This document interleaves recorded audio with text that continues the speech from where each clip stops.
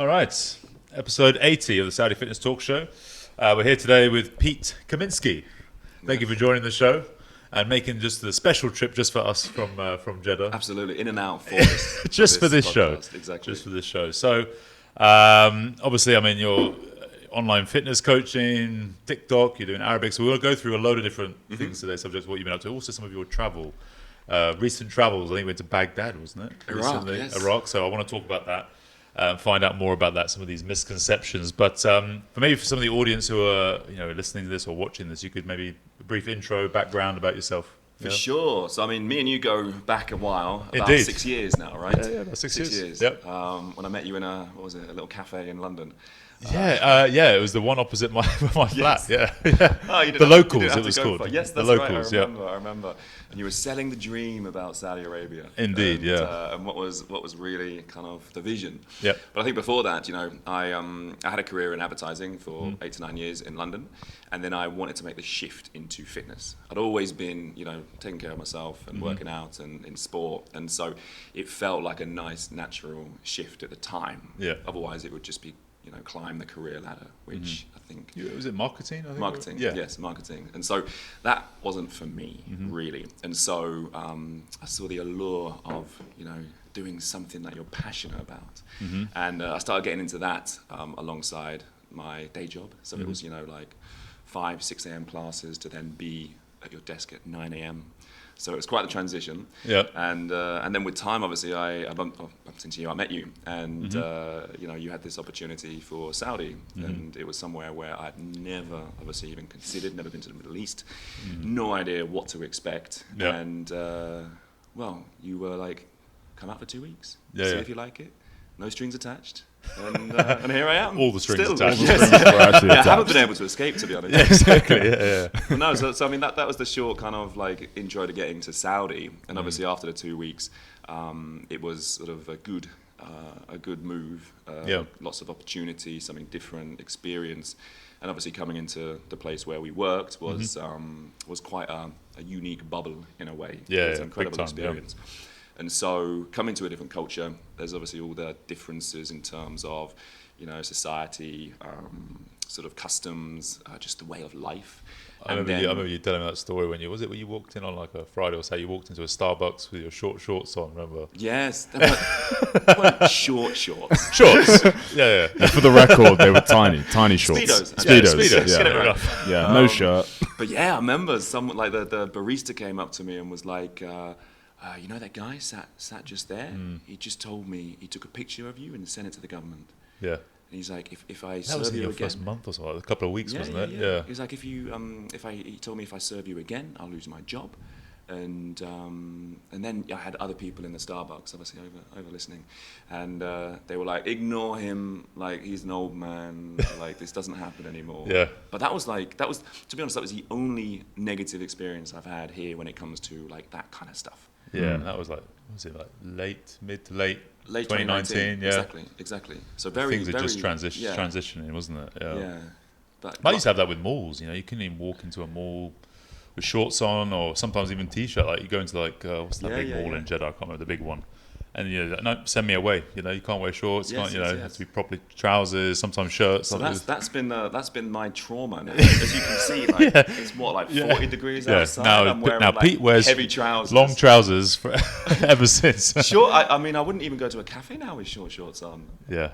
Maybe, I don't know, my legs have got smaller, so got to hide them under baggy trousers. Yeah. It's a great excuse in Saudi to just not train legs. I know. You're never going to get them Well, you out, go to the beach. I don't know if you've been to the beach in Jeddah. We don't have one in Riyadh, so... 90%, well... We've got sand. 90%. That's it. 90% chicken legs. Yeah. Well, there you go. It's quite funny, the flip between male and female. Yeah. But anyway. Yeah. But then you worked, obviously, as a trainer for a while, and then you moved... Yeah, so I did 3 years at Core. Obviously, part of that was Corona. Yes. Which was a joyous time for everyone, I think. Yeah, it was tricky, wasn't it? But to be fair, better than what it would have been, I think, back in the UK. Yeah. So sort of grateful for that. And alongside all of that, I was doing the online coaching side of things. And I had started that back in the UK. And that, to be honest, is how I started getting into the fitness and the training side of things. It's because people were asking like, do you do coaching? Do you do online coaching? And so I hadn't really got a qualification. I'd just been training myself for, 10 years or something at the time, more than. And so I thought, if I'm going to do this, I should probably get qualified, certified. Yeah. And so I did that, and it's funny, obviously, what you learn in your level 2, level 3, useless. Yeah, it's useless. Trying to apply some of that. Exactly. So yeah, that's how I sort of got into fitness, online coaching, continued that when I first came to Saudi, and then continue in that space now. And to be honest, like my approach significantly changed when it came to obviously working with clients in core, but then also just over time understanding more about like really what people face here, struggle with here. And for me, a lot of that is around the lifestyle. It's around like people can go to the gym, people can turn up to the gym, do their thing, but like as you know, unless you're doing everything outside of the gym, you're not really going to see the change. And so that is where I really spend time and focus with clients, because you know that's where the gold is for them.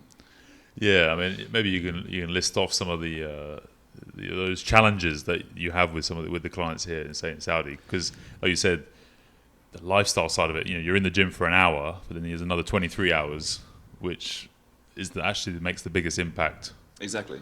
On whether you're going to get good results, slow, fast, if any at all these type of things, you know. So yeah, I think where we were initially at the gym, it was a very different clientele.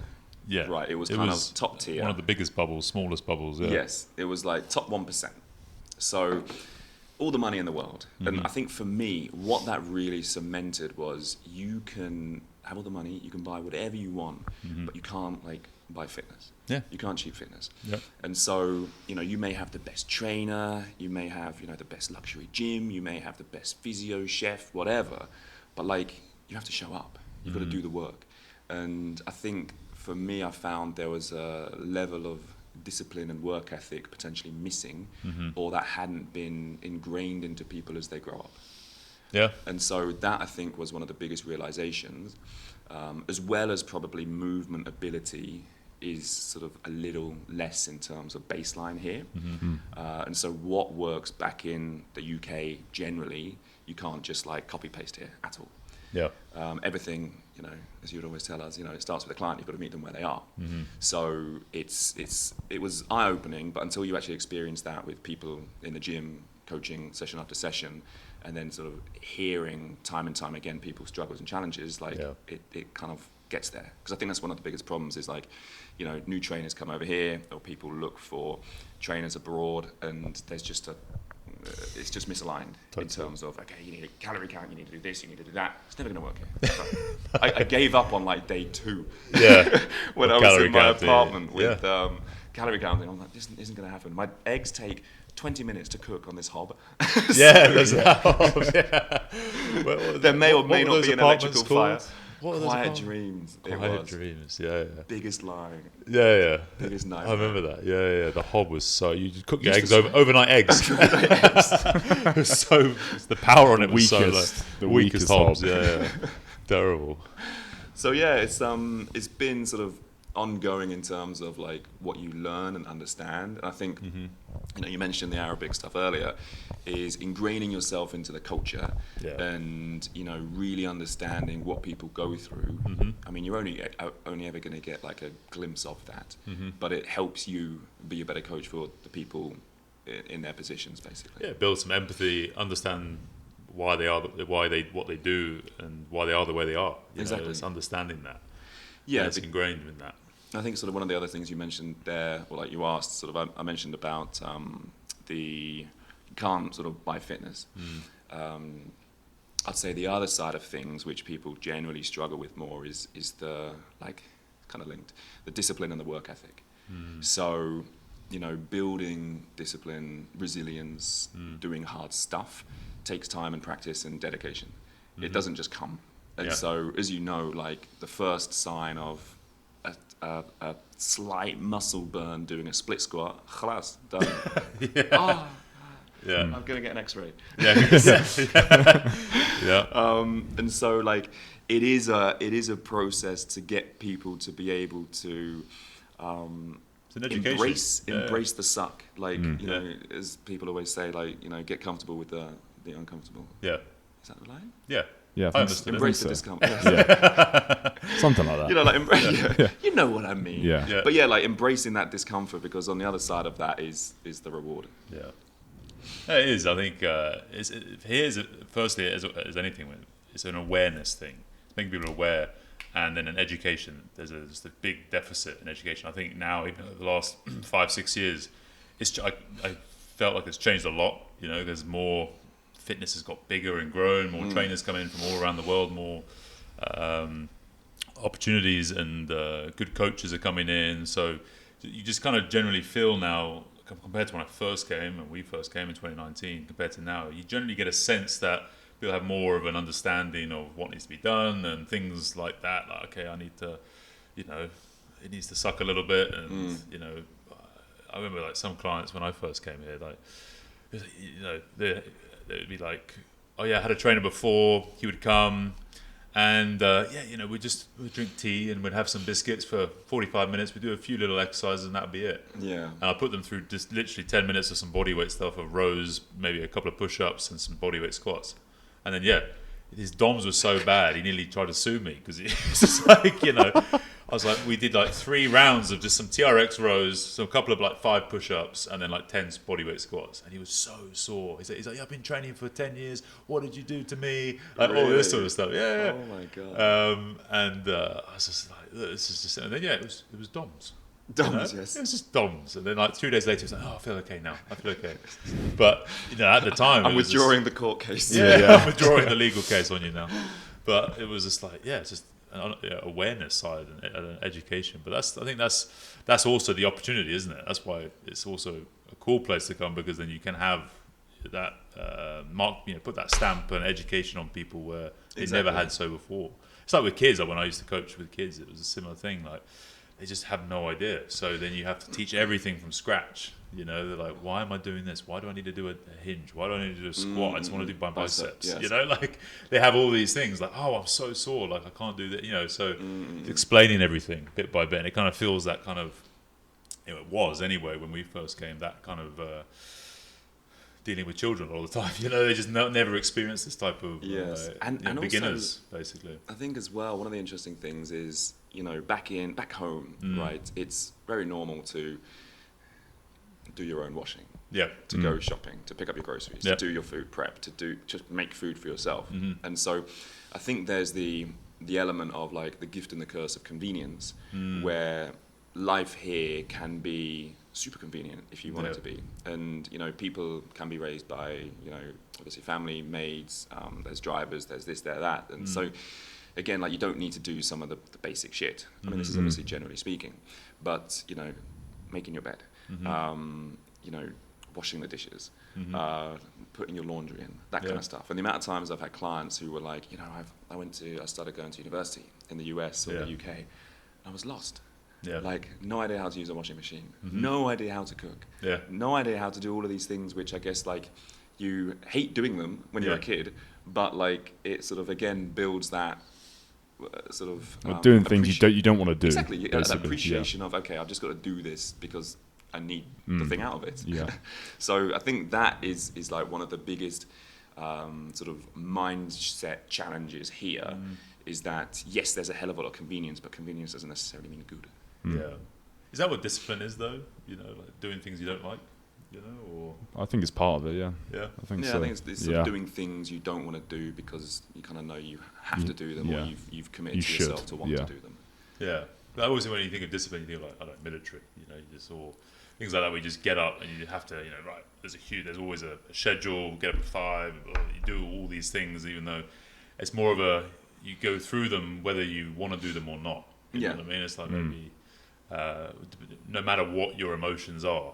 Whatever you're feeling, you do it anyway. Maybe, I don't know. I think discipline, building a discipline. I think it's interesting, like even like with martial arts and things like that. Often they call it like a discipline, you know. So they do the practice, whatever it is, this discipline, no matter how they're feeling that day. Whether I'm a bit tired, or I'm feeling happy, or I'm feeling sad, or it's like do it. You know? For sure. And it is, because I think you know what needs to be done, like the non-negotiables for you. Like, I mean, there's lots of stuff I'm not disciplined in, I'm not disciplined in, but like I think because it's ingrained over time, it just becomes normal. Right? So what things are you not disciplined in? Because I think people would like to hear that. I think I should. Because they look at you and think like, he's just like tell my good side. Yeah. No, so They'll look at you and think he's just perfect. And they would be correct. Yeah. No, I think we always want to like do more, right? And so sometimes that means taking on a bit more than you can chew. And so I've seen it sort of with my like Arabic journey particularly. And what I've actually started like, what was it, like a month ago? Is like just a notepad of like the habits that I want to stick. And so, I've got like, it kind of breaks down on a daily basis. One is, strength training, gym. One is cardio. One is like personal development. One is like be more social. I'm a loner. Probably not surprising. And the last one is like Arabic. And so you're kind of tick, cross, based on the day. And like for me, it's like the Arabic is always the thing that kind of falls off. And like I want to do it, and I turn up to my classes and all that kind of stuff. But it's the stuff that you have to do like by yourself outside. And so like I just haven't been able to find like the time. There is time, don't get me wrong, to do it basically, or to commit to it. Like that's the one that has the most resistance, 10 basically. minutes. Yeah. Because I don't know what. Because maybe it's the toughest. Maybe it's because I feel like an absolute amateur every time I try it. Yeah. Or maybe it's because I haven't just studied in a while. Or it's the self-study. It's the kind of self-motivation or self-drive to do it. But then again, like I get out of bed in the morning at like 6:30 to go train. No problem. The start of the Arabic journey, obviously, like, even just watching it, like, is it started 2 years ago? I'm not sure. Yeah, I think just over like a year and a half.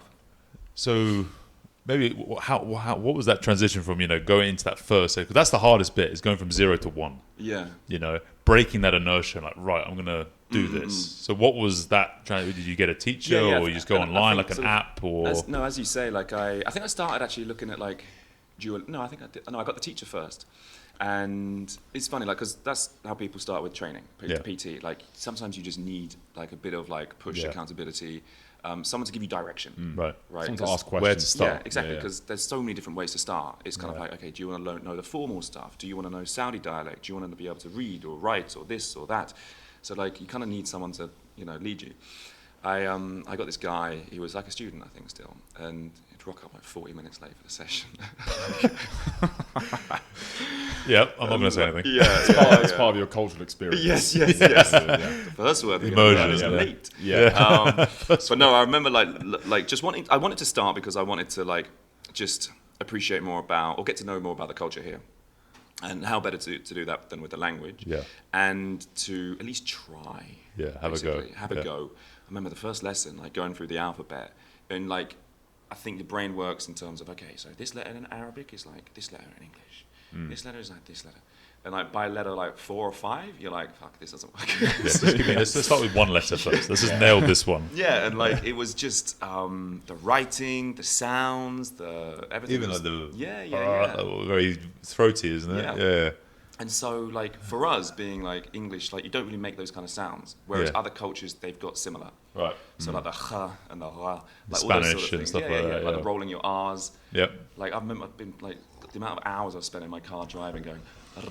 Before I just couldn't. I'd have like a YouTube video and go, okay, so you're not meant to force it. It's the airflow over the tongue. And I'm like, what does that mean? Yeah. So yeah, it was like you feel like an absolute beginner, which is also nice because there's not much pressure. Yeah. But then if you try to like excel in everything that you do before, it's also tough. really difficult being a beginner. Yeah.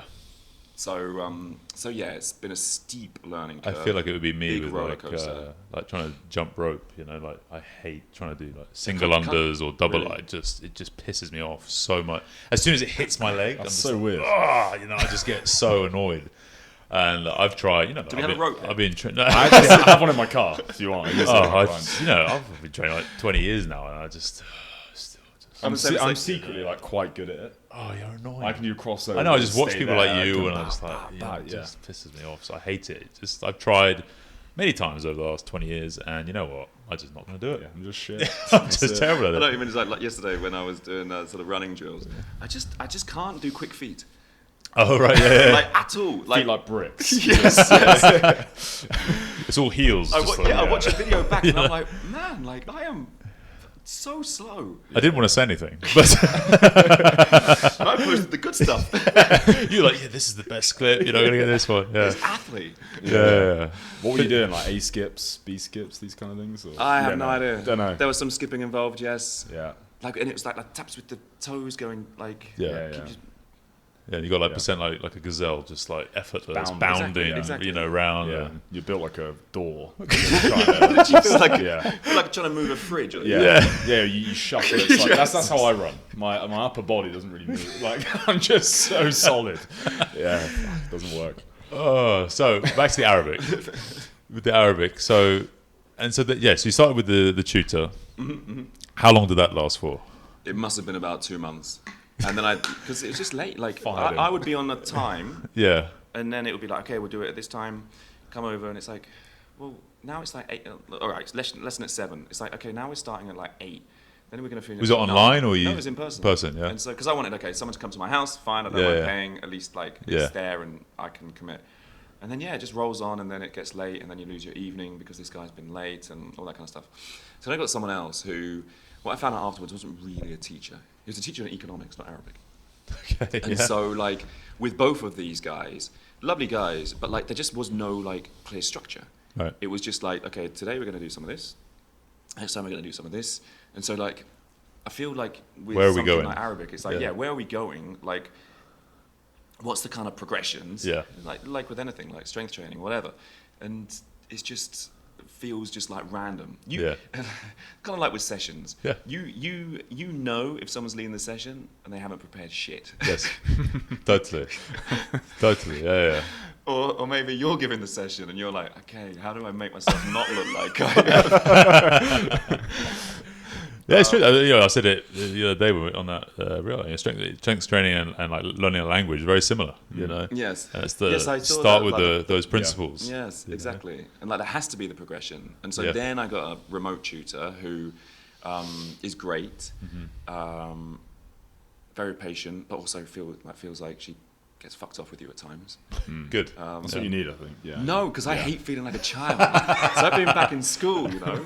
Oh, right, that sort of style. Yeah, okay, and like fine. you go all like red-faced and you're trying to like not make an idiot of yourself, but you can't pronounce this word. And you're like, it's so frustrating. Yeah. But again, it's like, you know, I say the approach I've taken to my Arabic is the same approach I've taken to my training. Right. Where like you are gonna do it, you're gonna train, you're gonna go to a lesson, you're gonna do your homework, whatever it is, and like everything you do is another tick in the box, right? And you're not going to see the change like session to session to session by any means. But like fast forward a month to a year, and you're like, damn, like how far have I come? And so it has to be the same approach. And I think that is probably, you know, going back to sort of client stuff, what's missing from like people here, kind of generally, is like the longer term vision and just the acceptance that if you do it, you do the thing, you practice, you get the reps in, you sort of, you know, are consistent with that, then change will come.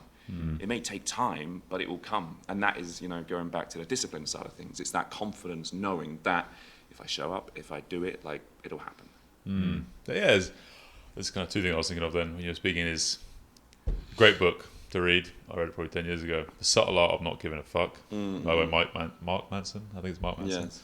That's I think when you go into that kind of learning a new skill and that beginner kind of environment, and you've got to have that mindset of just like, you know what, it's not going to be perfect. Especially if you struggle with perfectionism. So just kind of having to let go of it, just like being a fool, looking like a fool, sounding like a fool, whatever it is, and just being like, look. And it also then, like, you know, I mean, Arnold Schwarzenegger always said, like, you know, if you're taking on anything new, give it a year. You know what I mean? Don't measure things like weekly or daily or monthly.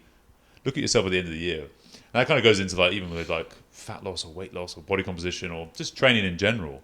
Like I saw one study years ago saying like the amount of people who screw up their whole year at Christmas time. And they put on maybe. I think we spoke about this on the podcast. Yeah. We did like many podcasts ago. Like they put on maybe a couple of kilos, like 5 kilos or something like that over Christmas. But they never get quite down to what they were before Christmas in December. And so then they're plus 2 kilos, by the end of the year. And then the next Christmas comes, and they go up another 5, but down another 2. So they're +4 from 2 years ago. Yes. And that just goes on for a decade. Yeah. Then you end up being 20 kilos heavier. Yeah. And you're like, shit. Yes, I kind of shared this analogy the other day, and it's, if you've got a ship on course, right, it gets started getting blown off course. Like, this was to someone who, it's like, okay, 4 weeks into the program, it's like, I'm still 30 kilos heavier. And it's like, okay, if you've been blown off course, like gaining 1 kilo, 2 kilos every year, like, it's not a quick here. It's like a gradual kind of move back around the world. Yeah, basically, it goes containers, like you have to move around so slowly. Yeah. And you're sort of deconstructing so many different things that have contributed to you getting there. It's not as easy as most people make it out to be. It's like, I'll just cut some calories, you'll be fine. Yeah. But no, it's I guess any like skill development is that, like, you've got to leave your ego. I think that's probably why like there's a massive craze in jiu-jitsu, because like it's very humbling and it's much more of like a skill development where you gradually are like improving with time. And I mean, it's no fun getting choked out as well. Yeah. You've done any jiu-jitsu? You've done some bits? I did one. Yeah. One, it was really good fun, but yeah, like, man, it's tough. Tough. Yeah. And like, I just remember like I landed on my like my hand or something, and it just hyperextended a bit. bit. Kind of what was it? It kind of just re-aggravated a golfer's elbow injury from like years back, which I tried to shake for like 2 years. Exactly. Yeah. Good fun, but like also just something about like rolling around with sweaty, smelly guys. It's not This is what I say. It's not my. It's horrible. Why would I want? I don't want to. I want a guy on top of me or anywhere near me if it's in a life or death situation. You know what I mean? Like, I was wondering where that was going. going. Wait a minute, Adam. What? Oh, if he's being paid. If there's money involved, he shuts up. He's paid. It's the gayest sport ever, I think. Literally, like rolling around. To choose to roll around with other men 4 or 5 times a week, which some people do. I just can't think of anything. The smell and the sweat. Yeah, like, just being sat this close to is enough. It's close. Well, I've got the AC blowing this way, so I think you can smell both. Yeah, exactly. Breath, BO, you get pheromones. Yeah. Did you ever try Duolingo when you were doing Arabic? I did. It was quite useful. But yeah, you just needed someone there to like give you feedback. Or was like a supplement to your lessons? Yeah, I don't know. Exactly. My father-in-law's obsessed with it. Well, I was going to say that's how my mum is like been learning, and she's actually been doing really, really well. So I did it for a year straight with Spanish. Can't speak Spanish. That's why your wife hates you. Yeah, can't speak any Spanish. At least you tried. I can understand some. You can say cerveza. Dos cerveza, por favor. Yeah. So English. I was going to say, it's not a V though, is it? It doesn't matter. Exactly. No, that's in Spanish. See, I have to learn the South American, otherwise I get attacked. Choked out. So choked out by a woman, which is, Don't even pay for it. They don't even pay for it. I have to pay. I have to pay. Well, some people do pay a lot. Depends what you want. Yeah, it's mental. But no, my father-in-law, he's obsessed with it. And he plays it every day. You just hear it going ding, the annoying sound. But they've smashed it in terms of like the gamifying the experience. Right. And like the damn notifications you get. Right. Like it is that like dopamine reward leaderboards and all this stuff. So they've done an incredible They have job. leagues. You can like work your way through the leagues. Yeah. This is why he's so competitive. He's on it every day. For French. Even though he never goes to France. Can't speak French. He goes to Spain every year. Spends 2 months in Spain every year. Doesn't learn Spanish, learns French. Yeah. And can't speak French still. Can't speak any French. That's what usually happens. Duolingo is going to make it to the Olympics, I think. You know they had a massive data breach. Duolingo? Like loads of people's data got leaked. Yeah. Passwords, emails, everything. Well, they found that no one can speak the No, language. so what we've discovered is no one speaks Spanish on this app. Yeah. Just here for the cartoons. Yeah, so bad. So, from your experience then, people who are looking, expats, who are listening, to learn Arabic, would you recommend getting that kind of coach first, a teacher first, and then going down something more like an app later on once you understand basics? I would say it depends what you want. So for me, and like, I remember on Instagram, like the amount of people who would obviously, unsurprisingly, give their opinion. right? You should be learning this. Why are you learning this? You should be learning this. Yeah. I'm like, guys, I have no idea what I'm learning. Like, Yeah. I'm just here for the ride. And when I would also post on Instagram, you'd get like a third of people being like, that's amazing, well done and correct. Another third of people being like, this is the typo, you should change that. Another third of people being like, what are you trying to say? And so like it's so confusing because like Arabic obviously is very different in regions within a country. That's what I heard. Yeah, but there's also, so many types of Arabic. Like countries as well. Yeah. And then you've got like the formal type, which is like the standardized, which is like no one speaks in public. Yeah. So it's like for me, I wanted to learn what was going to be useful in my day to day. Yeah. So very much, the local Hijazi, Najdi, like Saudi dialect. Yeah. And so that's kind of where I started. And there's an amazing platform called Preply or it's spelled like that. And they have it's a kind of like a freelance teacher platform. Right. So, you type in, I want to learn Arabic, Saudi, and it will bring up all these different profiles. Yeah. And then you can have like free lessons or taster lessons or commit to one or whatever. So maybe that's Spanish. That can Maybe. be South American in particular. Lots of all different languages, yeah? Yeah. Okay. So it's an amazing platform.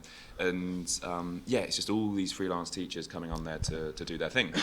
And you find someone you like and then you stick with them and, it sort of works that way. So that's what I would say. And then also when you have a teacher, you can say, okay, I want to learn because I'm a trainer in a gym, or I want to be able to just order coffee. And so that's where they'll kind of steer it rather than you're kind of forced down these routes with like Duolingo or apps or... Like a full syllabus, school syllabus or something like this, yeah. But I think like having a teacher absolutely is important. I think also just making time for it is important. To be honest, if I was like back at core working those days, like I would have really struggled to like commit to that time. Yeah. Because like, man, after a day of work or day of like, your brain is you're fried. I find like if I've got a meeting, in English, an hour before the class, I'm useless in the class. Yeah. Because if you're speaking English, like it's so hard to switch. Right. Big time. So it's finding that time to like just, as with anything, like commit and do it. And anything is always better than nothing. So I would say yes, find a teacher, online, remote. Maybe start when you're back at home, if it's something you want to do, because it's such a nice icebreaker with people here. Yeah. Like you see the face light up. I mean, now people are like thinking I'm like Syrian or Palestinian because like I'm like fairer skin. Right. And, Okay. they think my Arabic is good. Wow. So now I don't even which is quite frustrating. Now sometimes I don't get like the feedback from people. Because if you're like white man going in, assalamu alaikum, blah, blah, blah, and it's like, Yeah. And now it's just like, there's no feedback. So, like, You're guys, too am good. I saying it right? You need to get more shit. Yeah, you need to get shit. Yeah, more shit, Yeah. Yeah.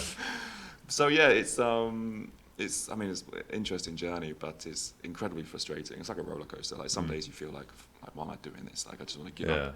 Other days you're like, I'm fucking genius. Yeah. I think with languages, sometimes you think you're saying the word right, and they look at you with those blank eyes, like French people do that. What are you? French especially. Like, what are you saying? And you're like, you keep repeating it, and no start matter getting how red, many you start times you try sweating. and then you start sweating, and then you're just like, You break down into tears. then you just start shouting them in English. You just like you did just at the Starbucks. Mint tea. Say it louder. Hopefully they'll understand. You're like, mint tea. A couple of hand gestures coming in. Yeah. And he gave you mango something. Yeah, it's good though. But yeah, you say it louder. Hopefully, That's the English I way, get isn't so annoyed when they do it to me in Arabic. I'm like, why do you keep saying Majud? Yeah. Like when they arrive for the delivery. Do you know what that means? It's like a few different things, but like he's at It's location. fuck you. Fuck off. Yeah. Yeah, they just say it louder. So yeah, I think, and that was also one of the things I wanted to learn at first was like How to swear at people, yeah? No, of course not. I knew that already. Yeah. It's like when the delivery driver comes, Right. how do you tell this man where you are? Yeah. To actually Directions. deliver it to And someone then the else. problem is like it doesn't really matter No. because they're not even speaking proper Arabic because like it's kind of like Indian Arabic, Yeah, this, yeah, that. yeah. And so like you think you're saying it, you are saying it right, Yeah. or they might not get, or you kind of don't understand what they're saying because it's twisted with some sort of other dialect. Yeah. So It's crazy, isn't it? you just need to learn your lines. Yeah. Any other languages or just English? No, I used to learn Arabic? French at school. Yeah. But like Standard, just school yeah. standard, like Yeah. Yeah. Jeju or foot. Tell us about Iraq then. Iraq. So you went to Iraq. Was it a month ago? Yeah, 2 months about ago? 6 weeks ago now. Incredible trip. What was that one like? One of the best trips I've ever had. Really? Yeah, I was back home in December in London, and it's one of those moments where you're at home and you've regressed into a teenager. Yeah, back to the mum and dad. Or And you're mum, like, yeah. You're like, what is life? I need something different. So this story pops up, and it's from a friend who's like a travel influencer, and he was organising a trip to Iraq. So I'd seen some of his Iraq stuff before, and I was like, man, this is crazy. Like, this is so cool. And I was like, sorry, I'll book it. Save a space for me. I'm coming. And didn't really like do too much at the time. I just thought, it's a bit of an adventure. Go with it. It's like in 5 months' time. Yeah. And time was fast approaching. I was like, fuck. I actually got to go do this. Yeah, man. Like what? And so you look at the UK government website. Yeah. Like, under no conditions go to Iraq. Yeah. But they also said the same thing basically about Saudi when first came. Yeah. You look at what's going on, and everywhere's like, don't go. And then you start looking at like travel blogs or vlogs, and actually people are saying, it's fine, like it's amazing, it's this, like don't worry. And so I felt there was lots of similarities with my experience coming to Saudi. Yeah. In terms of like the stereotypes, the perceptions, all that kind of stuff. And so I remember like going to Amman, getting the first flight, and then to Baghdad. And like you think of Baghdad, right? Like you think of like what's been on the news, the bombs, this, that, everything else. And so you're getting closer, and you're like, fuck, I'm actually really going. And visa? Visa was easy? It was... it's fine, or...? What do you have to do? You have to fill out a application form, and then you basically just get it on arrival. All online, yeah? Okay, easy, yeah. Super, super easy. But yeah, you get there, you see the flags, you see like the people, the uniforms, and this is like another instance of... Heavy military presence, or...? In the cities, you've got lots of tanks and army and this and that, but like it's kind of, I guess... expected or security, like that kind of stuff. I remember coming to like the visa, and like I try and speak Arabic, and then like instantly they go from like angry like poker face to like and I'm like, okay, this is I can't speak that much. Slow down. And so like got the taxi to the hotel, and it's like you see all these like posters of like what is it, like Shaheed battle, which basically means like martyrs, like died in battle. Yep. So it's like all these military people who've obviously like been killed over the years or whatever. And so it's like, it's that kind of side of things which you don't really you're never exposed to. It's not like you're in the UK and you've got like military personnel who've been killed in action. And I sort of met my friend at the hotel. We literally just walk around the corner and to the main road, and it's just like being in Saudi, like lights, cafes, restaurants, amazing. Yes, the odd tank, the odd military personnel, but like we go to this restaurant, amazing food, everyone's out having fun. They've also got the awkward bring a birthday cake and everyone's singing and clapping. Okay. So yeah, like many other tourists, like Western tourists, not really, you see, or no, not really. So our group was like 10 people. Okay. Different kind of like Australian, Venezuelan, Russian, so all sorts of different people. And yeah, like to be honest, like we went all around Iraq, and there were so many like different times where I don't know how to say, like just the people are so friendly, people are so nice, like where are you from, and then as soon as you start trying to speak Arabic as well, like it's instantly like connection.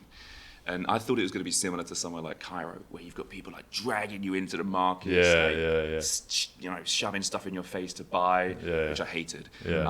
But it was quite the opposite. Like they're giving you shit.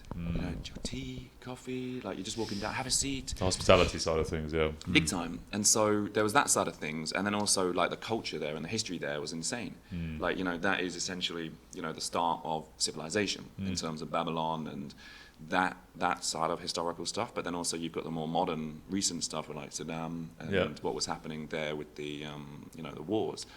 And so it was such a weird place to be, where you've seen it all on TV, and all you think is army, bombs, like death, terrorism, and there was not one time except one I'll to get to, in the whole like unsafe 10 days, 12 days there, where you felt unsafe. Like me and an Aussie guy, like if the group were taking too long doing something, we'd just go off and like explore for half an hour, and like you'd end up just sitting in a cafe with like just a group around you asking questions, giving you tea, this like food. Just it was so nice. Such a nice trip. Yeah. The only time there was shit was on the last night, and we were in a bar, right? And there's a football game on, and there we go. Yeah, right. You can see where this is going. Yeah. And then this group of guys basically said something to the girl in our group, like how much kind of thing, like, how much do you cost? And then like something kind of like pushing, shoving ensued and stuff. And so the only place we got into trouble, or who we got into trouble with, were like drunk English football fans. No. Yeah, literally. What is wrong with us? Literally. Anywhere in the world. Anywhere. You'll find. Iraq, like, who causes the issue? Hold on. English First of all, people. who's getting on a lad's holiday to Iraq? You would. No. He is now. No. Yeah. I think they must have been there for business, but like they were like. Is this in 50. Baghdad or another city? It was in like kind of to the north of Iraq. Yeah. But yeah, like drunk English people who were like 40, 50. Yeah. Like kind Nigels. of. Nigels. Yes, exactly. Everyone's called Nigel. Bold Nigels. Yeah. Just That's like amazing. scumbags, right? Yeah. The only time. But no, it was incredible. Like we went to a city called Mosul, which is where like ISIS had their last stronghold, and like What was that like? Like still parts of it still totally destroyed. Yeah. And like it's so strange to like be walking down a street and all you see in like buildings is like bullet holes, ricochets, RPGs. You've got signs which are like building cleared for like mines and bombs, and that is kind of what I was sort of expecting more of. Yeah. It was just like, you know, this one city where it was like the last of ISIS, and yeah, like you couldn't even imagine what it must have been like, because like it's littered with like bullet holes and like buildings blown up, and it's just so. It's different to see on TV, but like when you're there, like you can think like, what actually was happening? You almost like, feel literally it. Someone, I don't know, hiding here in this building, and someone's just like spraying it. Yeah. It's crazy. Yeah. Really, really crazy. So it's very like interesting to have never been anywhere like that, where all this stuff was. And even like, God, we even went to like Saddam's, one of his palaces, and like we're just walking around that, and it was so surreal. Yeah. Huge. You're just thinking that he was here like maybe 10 10 years ago, whatever it was, 20 years ago. Like you see his like private like, I don't know, bathroom spa, the like big like bedroom area overlooking Babylon, the ruins of Babylon, amazing pool area. You could only imagine like the parties that must have had there, or like the shit that went down there. Yeah. If the walls could talk. Yeah. Yeah, I got that kind of feeling when I went to Vietnam years ago. Yes, I when you go, like, you're just like, jeez. And that was back in the 60s and early 70s, but still, like, you could still, it was eerie, you know, and you go into those little tunnels that, but I couldn't even fit in it, you know. The Vietnamese guys were in there and just, I imagine it was, but this is even more recent, like raw, like. Big time. Yeah. I imagine the next place would be Syria. Well, to be fair, I've had like a client. He went to Syria. He hasn't been back in like 18 years, and he's had an amazing trip. Yeah. So I don't know. Right, lads trip to Syria. Lads holiday. Do the tour. Syria Lads on tour. 25. Syria 25. T-shirts. Get the t-shirts. Yeah. Dod's in charge of t-shirts. Yeah. Get some nice We'll go to nicknames. Syria. Sounds great. Honestly sounds great. Go to Assad's palace. See what's going on. Brilliant. Hungover in the palace. I mean, it probably will be. That's like, so I can't even remember, when did everything like out of the US? When did they all leave? And so I think that the shit with ISIS like came to an end in like 2019, 2018. Yeah. Oh yeah, where Trump eliminated. Yeah, he eliminated ISIS, didn't he? Yeah. Got rid of them all. That's what he says. They're still everywhere. But yeah, but like for me, like the biggest thing was, and I think like this has been something that's been happening more recently, is challenging the assumptions that you have. It's kind of like this year I did like Ramadan for the full duration. Okay. Because, you know, being someone who's like been immersed in like bodybuilding and all that kind of stuff for so long, it's like I can't train without my calories or my this, and so to be able to actually think, okay, no, this is something that I'm going to do to experience something different, and also to challenge yourself and to appreciate what clients go through is quite it's I think to challenge your own beliefs in no matter what that is quite empowering in a way. Yeah. Like the word used to be like, oh, I'm going to go catabolic now. Yes. T minus. Terrible. I haven't had a thing in 2 hours. My protein. I haven't had protein in 2 hours. That's it. I'm catabolic. I used to think like that when I was like 19. I was like that. For sure. I'd have protein. Like Damn, I forgot 6 my post-workout shake today. Yeah. 6 fucked. protein shakes a day. Yeah, right. Yeah. That was it, wasn't it? And you have that mindset. I was like, I can't do anything without. Yeah. I can't train. I didn't have my pre-workout or my coffee, or I didn't have I can't do anything. Yeah, our dads haven't been catabolic in like 40 years. Yeah, but they don't they train. need to be catabolic. So they're just those guys. forever So how like- was your experience then doing it for Ramadan? Ramadan, it was a lot easier than I thought it was going to be, to be honest. Yeah. First couple of days are a bit, like, oh. A little bit, but Were you schedule-wise? Were you totally? so I had a bit of a shitter in a way. It's like Ramadan started, and Yeah. then it's not actually a shitter. It's quite bad, but like Ramadan started, so I was like, okay, I'm going to go full go Ramadan. I'm doing the whole month. I'm committed to it. If I say I'm going to do it, I'm going to do it. Yeah. So day one, and then like a few days before, it's like, okay, your grand's funeral is happening on this day, which is like the third day of Ramadan. Yeah. So I'm like, Gran, come on. Yeah. That's inconvenient. give it 3 weeks. Yeah. So like I kind of had to go back. So I literally was like, okay, I'll go back to the UK for a day. So I fasted one day. I then travelled and then ate because I was planning to like fast. But there's travel exemptions with exactly. Yeah. But I was like, again, if I'm doing something, I'm gonna do it. Yeah. But thank God I didn't, because I think I would have died. Yeah. I'd joined the funeral. Yeah. And then the third day was my grand's funeral, and so I was like, okay, no, I'm gonna I'll fast.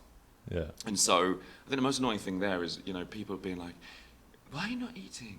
Yeah, Why are you everyone. fast? And Yeah. I'd rather just All the family can members we and just friends and- not Just don't make ask this me. a thing? Yeah. Yeah. At least in Saudi, you don't have to deal with that. Yeah. You're doing It's it. like, with have some everyone cake. It's like, no, I don't want cake. Just Even- leave it, Even water? Yeah. Even water? Yes, even water. Yeah. So Yeah. you're with like family who you don't know how you're even related, to be honest. Yeah. else. Yeah. And you're kind of explaining this, and it's just like, God, I just eye roll myself to death. Yeah. And then I came back the next day, so I didn't fast then, and then fasted the whole way through. And I think it is really, I mean, you probably had it training clients here, like you kind of think it's going to be a big deal. You kind of think it's going to be really tough and difficult, and you're going to be like having to nap all day, but like it's fine. No. It really is fine. It's actually best when you're busy. You just you forget about it. As long as you're not people who are like, I'm so hungry, I'm so thirsty. As long as you're like doing stuff. You're in the right or, like, environment. yeah. Then it's fine. And then there's something so nice about then being able to embrace all of the other cultural stuff or the other sort of things happening within the time afterwards, because you're kind of on the same page, or you're experiencing the same thing to some extent as these people, whether they're going to an iftar or suhoor or whatever it might be. And so, yeah, it was sort of eye-opening in that respect, and also probably quite negative, maybe negative in some ways, because now I don't feel like I can take the bullshit excuses from clients anymore. Yeah. No, I've been through this, you know. Because for the last 3 years, I've done this Ramadan protocol for clients. And so it's like, okay, this is probably what you're going to go through. This is what you need to prioritize at this time, and so on and so on. So setting them up with a plan that they can adapt to what they're doing. Yeah. And so I had all that, the theory. I remember we did the first one together, right? Yeah. I had the theory and Yeah. the practical stuff, but not really the experience. So now I've got the experience. Next Ramadan is going to be the protocol. Suck it up. Come on. So yeah, it was very interesting in that respect, to be honest. So And when were you training? Were you training before, afterwards, or whenever you when could? I could fit it in. Yeah. I would train at 4 p.m. I'd train at 2 a.m. and everywhere in between. Yeah, it's Train any way over, you could, iftar, which was, to be honest, over iftar was great, because you would take your dates with you to the gym, you would take something, your water, and then you're kind of working out for half an hour before. If break your fast time, you have something, and it's quite That's when I find is the empty. best time to train. Literally, as soon as the call to prayer happens, you have dates, coffee, water, whatever, and then train half an hour later. Yeah. And So I the was really gyms are amazed. quiet as well. This day, Yeah. So I was amazed at the whole experience, to be honest. I thought it was going to be much harder. And I think the only reason I probably lost a bit of muscle mass is because I wasn't training as much as I would be usually. And also, you can't. I think that's probably what I'll do differently in the future. Busy is or energy or busy. it's busy. Yeah. I don't, honestly, I can appreciate how clients would really struggle with the schedule. I mean, I wasn't praying. I didn't have family. So to have that, There's a lot going on. you cut down on your sleep. You have to do all these other things, and go to all these occasions. And yeah, I honestly don't know how people have the time within, if they're working a full-time job, to do all this stuff. Yeah. Really challenging. Did you shift your sleep much, or? Yeah. A little bit, yeah. Gets mad depressing, doesn't it? I struggle with that. Yeah, that's You know, why sleeping it's at like really 3, late, 4. 3 o'clock, and then you're up at 10. It's just weird or something. Yeah, like it's just, and also I found like previous Ramadans have been really, again, depressing because I'm a morning person. Yeah. And so you have to then reluctantly switch your routine, and then even then nothing's open. So you just then kind of stay at home, and it's lonely, and so it was nice to kind of shift everything and be more aligned with what was going on. Yeah. Yeah, no, it's an interesting time, but I think it's definitely worth people doing it. You know, people listening, or expats, or especially to come to understand it. At least try. You know, my wife tried it for like, I think 3 days, and then said, "No, I'm not never doing this again." Really? She's like, "No, I'm not doing this. Too hungry." But I find that I don't know if you find the difference between males and female. I find like females, they often just they like to snack more, like pick at things more. Like she's a snacker. Like she's always just like to have a little and often. Like she's a grazer, you know. But it's like the habit disruption, right? It's you kind of like when you wake up in the morning, it's like, oh, I'll just go to my laptop straight away.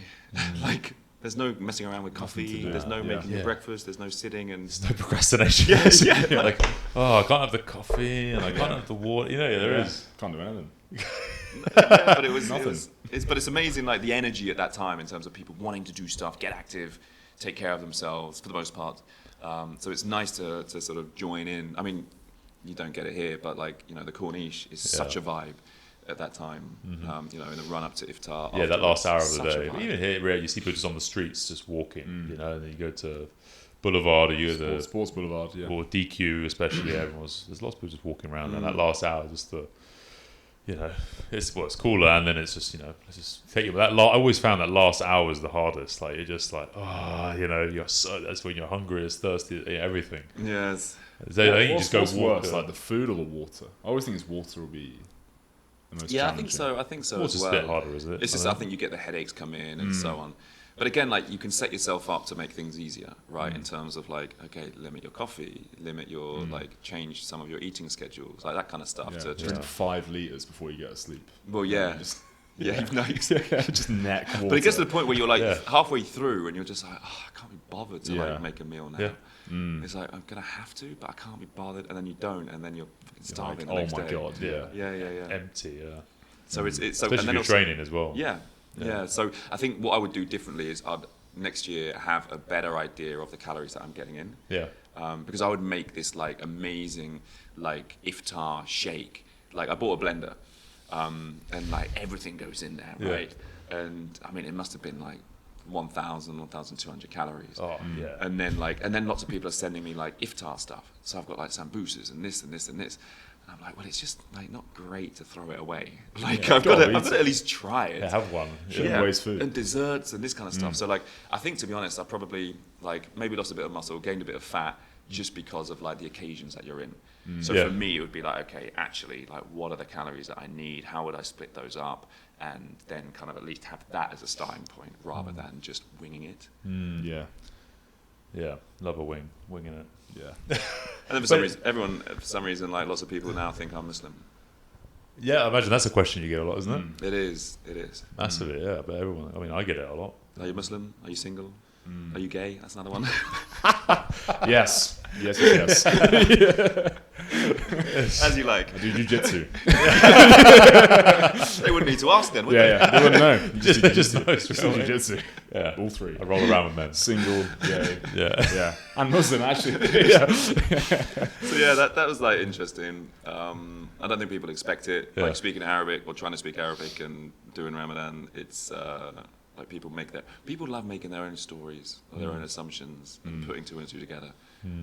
So like, you know, you've got people being like in the comments, like, are you Muslim? Someone else being like, yes, he did Ramadan and this and this and this. And like, you know, you can't be bothered to correct everyone. So, and also what I found is there's no easy way to say like, no, I'm not Muslim. It always sounds like aggressive. Like in text, it's like, are you Muslim? No. Like, are you Muslim? Like, what'd you say? Yeah. I'm not Muslim. It sounds very combative. Yeah, what'd you it say? does. I'm not Muslim yet? Like, Maybe. They just reply back, maybe. Maybe. I don't know. It's a personal thing to you. It's private. You don't talk about it. That's what it is. Yeah. That's what you say. Yeah. And then also that I had all the Ramadan decorations up, and like So you went. I still full have on. them up, to be Start- honest. Yeah. It's like Yeah. Christmas decorations. Exactly. They don't come down. Yeah. Yeah, it's an interesting one because a lot of people just you tie the two together, don't you? You know, it's like, Exactly. Yeah, Muslim, yeah. But speaking Arabic. But I mean, look, you have like Lebanese who are Christian and speaking Arabic, and Well, exactly, you know, exactly. a lot of Lebanese and all this type of stuff. But how do you go into more the social media side of things? You know, obviously you kind of blown up, especially the last year or so, is it? And Last 6 months. last 6 months. Yeah. And to talk about comments, I mean, how do you find all that? Like, because a lot of people must comment and come into that. How do you deal with all that? Do you just ignore it? Like, I know Joe Rogan says it's like, you're like posts and ghosts, you know, it's like, I just don't read them. Yeah, like you there's know? a lot of that, but sometimes you see, and it just makes you think, like, why are like people, what mindset do you need to be in to comment some of this shit? Yeah. Like, I saw something yesterday, and it kind of pops up in your thing. So I'm not looking at the comments, but they pop up. And there was one lady, like, because like when I do my like narration or voiceovers for my vlogs, it's kind of like part English, part Arabic, and like kind of mixed between the two. And a woman was like, what is this unintelligible like gibberish? In English or? Yeah, like I don't understand anything. Or I can't remember if I just translated or whatever. I don't understand anything. And it's kind of like, what mood do you need to be in to like write that? Yeah, I mean, so most of these people, lots if you of- go on her profile, it's like 6 posts, 84 followers. You know, it's like they're just pissed off at you. They're jealous. Or Life, whatever. yeah. Life. So yeah. it's so strange. And then also like a lot of stuff comes in relation to like religion, which obviously I'm not going to touch. Yeah. And you know, like one yesterday is like, he's mingling with women. I went for a training session, a run, like with a woman, outdoors and everything. It's like he's showing himself topless. He's doing this. It's like, if you don't like it, don't watch. Yeah. Like, don't It's a look. choice. But thanks for the comment. You increased my engagement. Yeah. So like, there's stuff like you're never going to touch with a barge pole because you don't want to like say something wrong or offend anyone. And also, what's the point in engaging half the time? Yeah. But equally, there's a hell of a lot of like positive stuff as well coming through. And one of the most surprising things, to be honest, is, you know, I get lots of comments which are like, I'm Saudi and like, you know more about the city than me. Yeah. Or like, you've inspired me to do this. Yeah. Or like, I've started doing this because of because of what you've been showing. So it's been really like nice in that respect, being able to kind of get people to maybe look at their own lifestyle and think, I want to try this, or maybe I want to try that. So that's, I think, been one of the nicest bits. And as is well. it lean more towards that kind of appreciation side of things, or Yeah, more? for sure. Like when I was like starting, I would never get any single no bad comments ever. Yeah. Because like you're kind of with your community and they know you and everything else. But as soon as you start like, you know, reaching the masses, they have no idea who you are. They just see, I don't know, some stupid white man trying to like, you know, speak Arabic or something, and so think. Yeah. Dick. What a dick. Exactly. Yes. Exactly. So I've had lots of weird stuff as well. Does it any of it affect you, or anything like that? Or you just Not you so can much. easily Not just so brush it much. off, You kind of know? have to just brush it off. Do you look at most notifications like all that, or you just like? You know? Now, to be honest, I try and get back to everyone who messages me. Yeah. But like I found when I like went from like 40k to like 60, 70k, it's impossible. It's literally like a full-time job. Yeah. It was like there was a one story I posted at the airport coming here, and that alone had like 850 replies. And so like how like you just can't. Yeah. Yeah. So like you do miss some things, and there's people that like friends maybe that have fallen like These are lower. DMs or just DMs. DMs. Do you turn your notifications off then? 'Cause I Yeah, mean, you don't know yeah. your Have to, phone's just have like to. this, Yeah, isn't yeah. it? Yeah. So notifications off just for like sanity purposes. Yeah. But Did you get any weird requests? Yeah, I'll show you this. I'll see what you think. I'll see what you think, because like Can you there's choke lots me of, out for mine? There's lots of there's lots of weird stuff. So I took a picture of what this there's this one. Okay. Interesting. a picture Of you on her watch? Yes. Yeah. Yeah. Okay, you're the screensaver, the background. I am. There's another one. And the best part was there was one time when she sent a video, Yeah. just going through just different pictures of me. On her watch. Yeah. Just doing this, scrolling. Oh, that's great. On her watch. There's another My wife fantastic doesn't one. have that. For me. You probably have it for yourself, though, no? Yeah. Not mine. Loads. Shirts, No, okay. come on. The exciting bit is that we have still only just begun. Is that a direct quote from you? So if anyone listening, there's a picture of Pete on a shirt. Merch. Printed. You're selling I merch. was going to say merch. Yeah. God, she Hire them. should be buying that off of Yeah, me. Yeah, hire it. Yeah, charge her. So yeah, there's some weird stuff. Yeah. Obviously, another element you probably can't talk about. Yeah, but, of course. Yeah. I mean, we can if you like. Jiu-jitsu requests. let's Jiu-jitsu say. requests, yeah. From men mostly or females? Both. Both. Definitely both. Yeah. Yes. Married. Oh God, my mum's received messages being like, "Please, can you let your son? Can you tell your son to talk to me?" Yeah. And she screenshot that, and she's like, Can you please respond? Yeah. Okay, do I have to respond to this? "Yeah, she wants to be my manager." Marriage stuff, Yeah. all sorts of things. So Nice. it's really interesting. Never know what's going to And come. so those people who don't know, with the content that you do, it's kind of like day in the life sort of stuff. Isn't Yeah. it? You know, you record a day of what you get up to, and that's kind of the vision going forwards as well. Yeah, like I always struggle because it's kind of like you look at what other people are doing, you're like, I need to do more of that. But then like I don't like doing that. And like I find it's quite nice to like capture, like for example, you kind of like doing a day, there's a few different activities. It's what I've found for me anyway, is it's really nice to like look for the smaller detail in such events or occasions. Okay. And so like what can you capture that will tell a nice story and be visually aesthetic and things that people would miss. Yeah. So it's really like brought a whole new dimension to doing certain things. Yeah. If that makes sense. Okay. Rather than just rocking up, doing the thing and then leaving. Yeah. You kind of can look at like, the sky looks good in this way, or this is there, like a small little detail there, and or how can I Yeah, frame like at this? our event, you took that picture of the moon. Exactly. That's with the exactly what pad came thing. to mind. Yeah. And I was going to mention that, but I thought, can't be like, did you see my video about this? Yeah, Yeah, it's yeah, like- of course yeah, it's it nice did, though, yeah. yeah. It's a Yeah, good so it's video. like that. You Actually, it was even, and Charlie showed my wife, she was like, that's such a nice picture, like. I know with this Yeah. the trail of the plane, Yeah. and so it's Yeah. really nice. So it's capturing these little Yeah. nuanced things that you wouldn't even think of. Because believe it or not, it's not just all about me.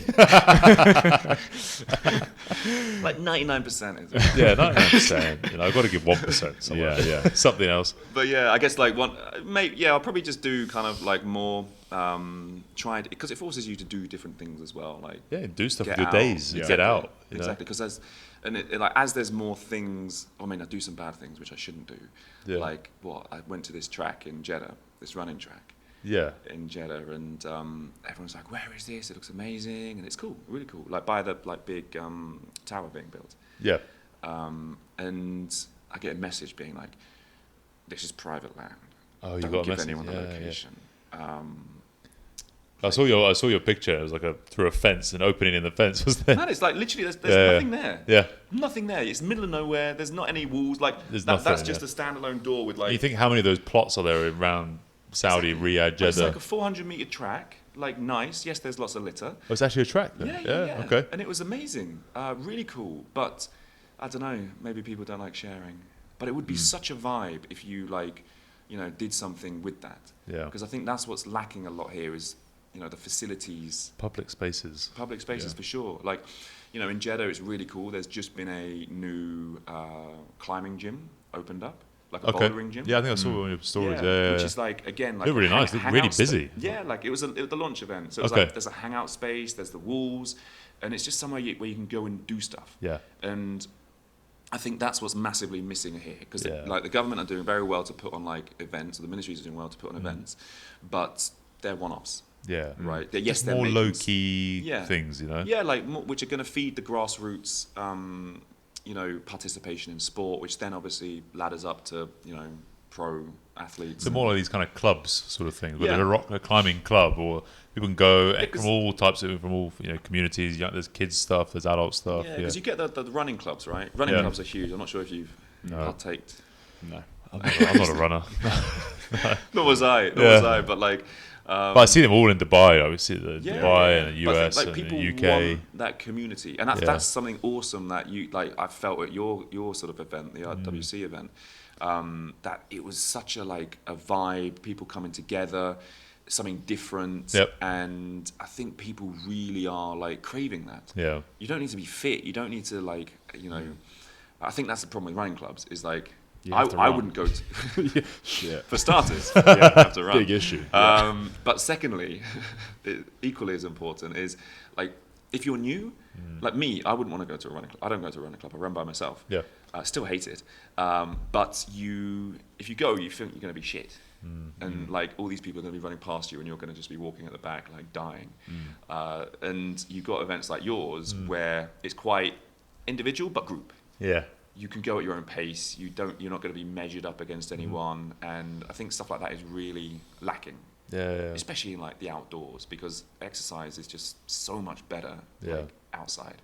Oh, of course. Yeah. Big time. Yeah, certain times a day. Yeah, I saw that at the rock climbing. I think there's a little one in the school. I think a rock climbing club here, but it'd be nice if there was one like a proper one in Riyadh. Yeah, because it's like making the lifestyle. Yeah. Right? If you want people to live a healthy, active lifestyle, and so how do you do that? You give them facilities, things to do that are part of that. Maybe it's the gym, yes, for sure, but again, that's quite a solo pursuit. Yeah, it gets quite tedious, quite repetitive. It is, yeah. And so you want things that can like have people meet the community. Different energy, different vibe, different element of the day. So things like that, I hope there's going to be more of them coming up, and I'm sure there will be. So what's all this running about? You've been getting into Ask a lot of myself running the same recently. question. Notice you're getting into a lot of running recently. What's all this about? Where did that come Just do from? it for the likes. Yeah, just for the likes. Yeah. I don't actually run. I just like do a little bit. Yeah. 2-second clip, and then khalas, I'm done. Is it more of something that you're looking to build towards something, like I don't know, marathon or something like that? So or the first one I did. you having your because midlife of crisis now? clients. Yeah. It's been going on for the last 10 years. Just life crisis. Yes. General life crisis. So the first one I did is because a client, she, like when she started with me, she had never been to the gym. Okay. Had pain in her knees, this and this and this. And one of her goals was to run a 5K. And so she was doing amazingly. And she saw this 5K and she's like, Pete, I want to do this. And so being, the leader that I am, I was like, great, I'll do it with you. And so that was my first dabble into a 5K, my first ever 5K, because running for fun and distance is not fun. No, it's not. And so I did that. It was horrible, absolutely horrible. And so that was my first dip the toe in. And then another client wanted to do one a few months later in Riyadh. And so I was like, I'll do the 4K. Horrible again. But the vibe, the community is great. It's outdoors, something different. And then by that time, a couple months, I think my legs had recovered. I was ready to do a 4K. Did I see you do one in Alula, was it?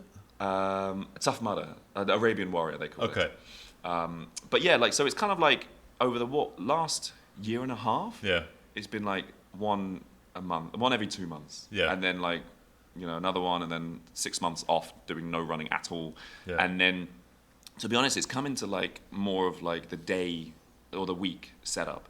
There's something so nice about getting outdoors, going to the Corniche. It's the vibe you're looking for rather than running absolutely, absolutely not.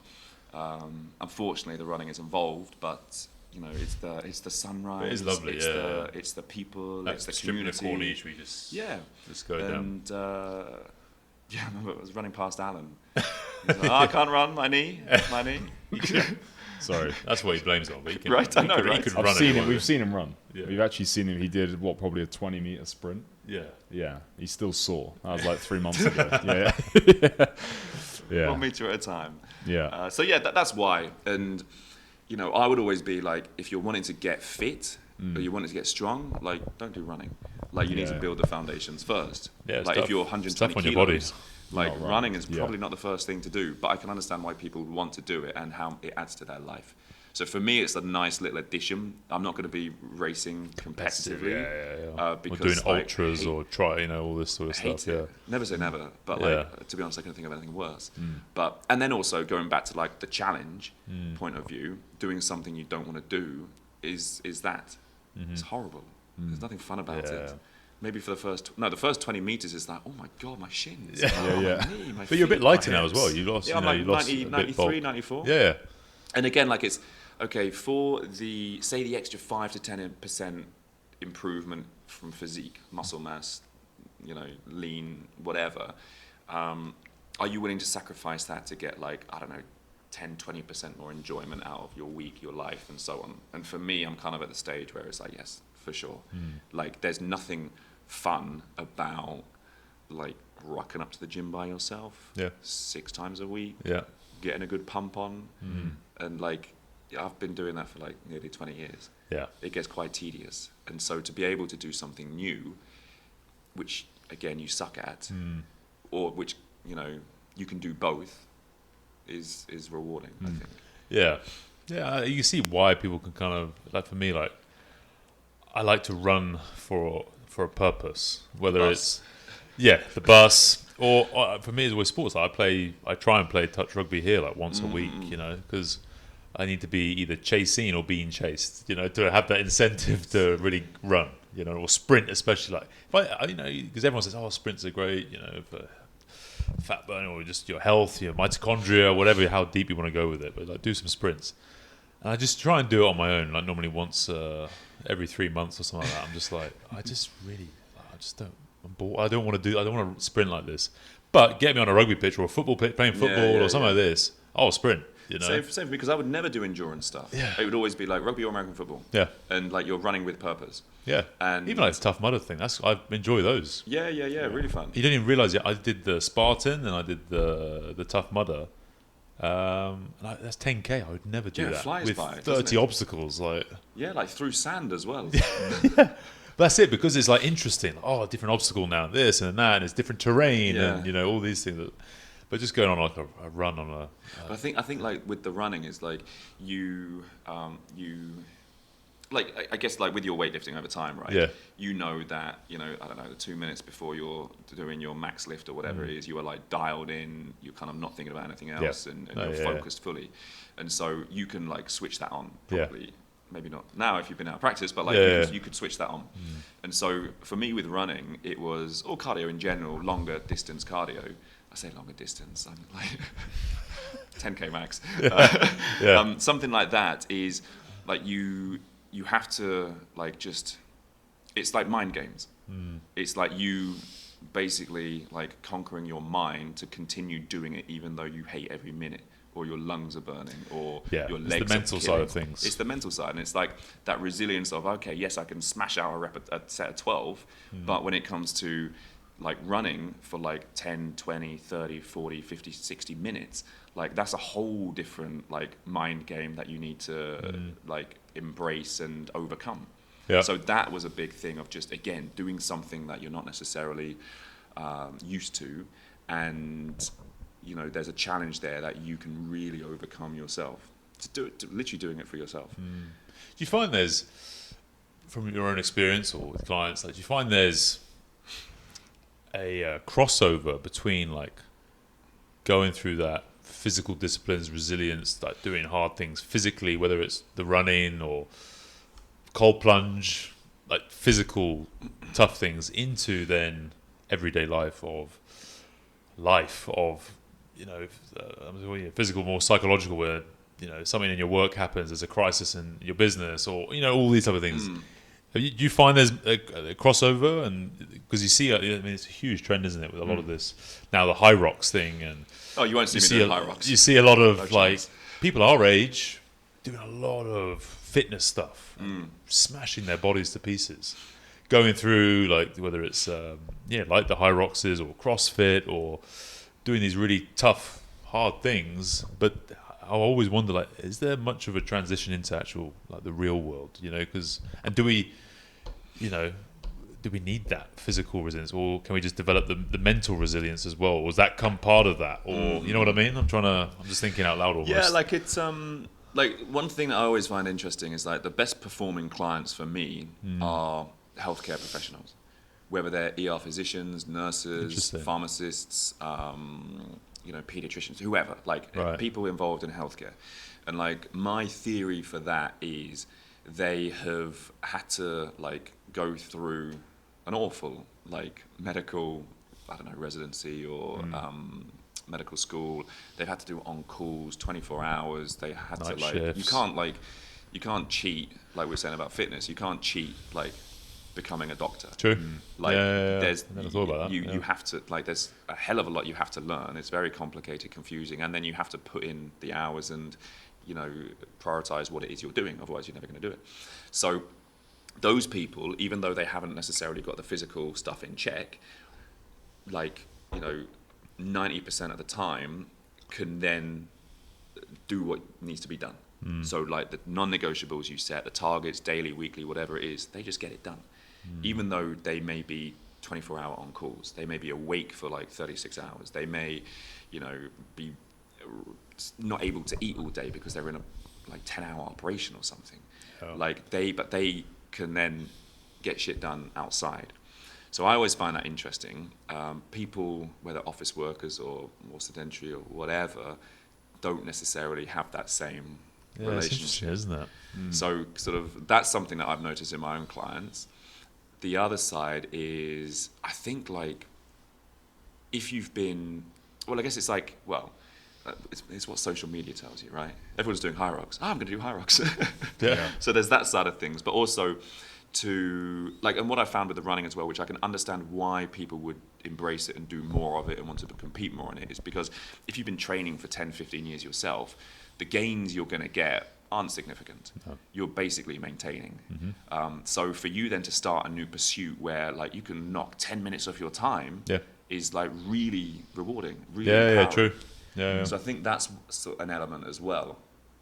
And I think if they're getting into, you know, more endurance stuff, high rocks, they've got a screw loose, to be honest. I think we're all in agreement. But it's interesting, like, do you think high rocks will take off here? No, I think it will take off, but I think it will go up and down because it's something new. I think people will have a go at it, and then I think people get bored of it because it's the same thing year after year. If you take CrossFit's always different. It changes the workouts, the WODs, like, and that was never that big here. No, there are CrossFit gyms, but it's not like huge. But it's also high rocks is bloody hard. Well, this is like it's actually really tough. It's like it's really hard. 8K plus, you know, the stuff you have to do in between is tough. Really fucking hard. So I kind of think it's, I think, too hard. Like, so when I was doing the Tough Mudder or Arabian Warrior here, they would have, like, initially they would have two obstacles. Right, they have a tough one and, like, a not so tough one. Like, going through each one, the not so tough one was still tough, and so they needed, like, another one. And so that comes to, like, the baseline of physical activity or ability is lower. And so you've got something like high rocks, which is, like, extremely demanding. I think maybe people would dip their toe in, but I don't think it will take off. You look at the things that do take off, paddle, which casual. More casual. Like, you can go hard, but anyone can do it. Like, there's a low sort of barrier to entry, and you can just stand and miss a ball. And I think the worst thing about playing paddle is, like, if you're paired with someone who is shit, there is no exercise. No, there's no exercise. There's, like, or hand-eye coordination. The net gets a lot of action. And that's about it. You don't end up doing that much. No, but if you're in Jeddah, you're sweating a ton. So it feels like you have, like, had a fantastic workout. Yeah, I know what you mean. I think with the high rock, I just think, look, the exercises are very simple. Generally, I mean, they're very, very, you know, like, pushing a sled requires no skill. Like, you just lean into it and just go. But you say that. But you know, the weights that they're putting on and, like, the standards, and I think this is where I think that how you see high rocks pivoting towards more like doubles and teams and stuff like this to kind of dilute it, the pressure on one person being, you know, because you've got to be a seriously good runner. You know, the times these guys are knocking out for per kilometer they're doing. Well, and the team side of things, that's where the community is, right? I think if it's an individual pursuit, you're not really going to get many people. And even, taking but the part. other thing, like Todd always points out, is from a perspective point of view, it's boring to watch. At least, like, you know, CrossFit had some of those events were great, like the ladders or like the races when they're between or something like this. Like, watching the high rocks for an hour and a half, just people just going around. That's how CrossFit made a lot of money, having these games in stadiums, TV rights and all the sponsorship deals. And whereas with high rocks, like, you've got the people there, but, like, your mum probably wouldn't even come and watch. It's fucking boring. They don't want to see it. You know what I mean? It's like you're just running around in circles or down this thing, and then just doing burpees, and then It's like it's just particularly. Yeah, it's endurance, right? It's not boring. like you're going through the max of this, or you're trying to And it takes sprint an max hour at effort. fastest, an hour and a half probably. You know, like between that sort of time range, isn't it? Of how to complete it. Yeah. But If a sport has more participants in the race than watching, that's like not a good ratio. Like, look at football. You know, I'm being serious. Like, if you look at football, that's how they make so much money. That's how that sport generates. There's millions of people watching and like 22 people on the pitch. The thing that came to mind was a marathon. Why do people watch the marathon? They don't. They're just accidentally. When was the last time you watched Never. a full marathon? You never watch one, have you? Yeah, especially on there we TV. go. Never. All Watch the spectators are paid actors. They're all paid. They're losing money, draining money. it. Yeah. It's usually like charity people watching a marathon. It is literally like they're there just to, I'm here for the festival. I'm not really watching people run. Your friends And there, Tour de and France, another one. boring. It's so boring. To be You fair, watch it like, on Eurosport. It's on Eurosport. You Yeah, click my it on. dad's asleep on the sofa. Tour de France. That's what I found with F1 as well. Back Yeah. when it was like my dad watching anything would Yeah. be. I asleep. swear everyone says F1 is way better on the TV than in real life. Just because It's way better actually watching it the next season when you highlights. just watch Drive to Survive. Drive Drive to Survive. Yeah. Way better. Yeah. It is actually better. Yeah. High Rocks to We watch Survive. Yes. cumulatively Maybe that would be maybe good. 5 minutes of an actual race. Yeah. But that's the thing. I think like it's the.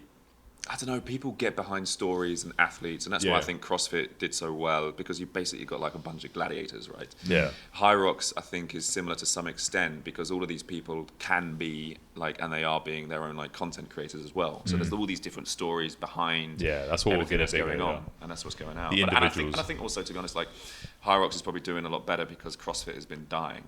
Yeah. And so They're more just filling people the have gap. shifted. Exactly. Yeah. Exactly.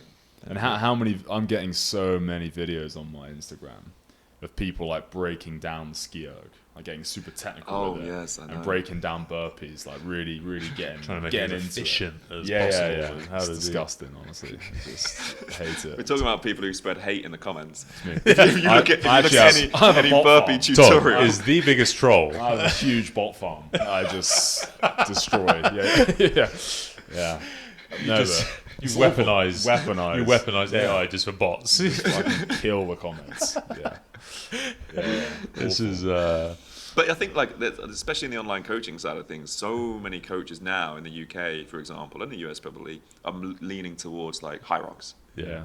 I don't know Yeah, whether High it's Rocks. You remember like 10 years ago, everyone was CrossFit in their gyms, you know, getting a license. Functional and, fitness. And now everyone's High Rocks in their gyms. Yeah, High Rocks classes Yeah. and We're that kind of stuff. affiliate programs. We run High Rocks classes and like all this type of thing. I think it will die quite fast, honestly. But yeah, here in do. Saudi, I think it'll be. Here people get bored very quickly, don't they? Like when you're coaching clients, you repeat the same workout next week. They're like, why are we doing the same thing? Yeah. I want to do something different every week. You know, Yeah. every session, something different.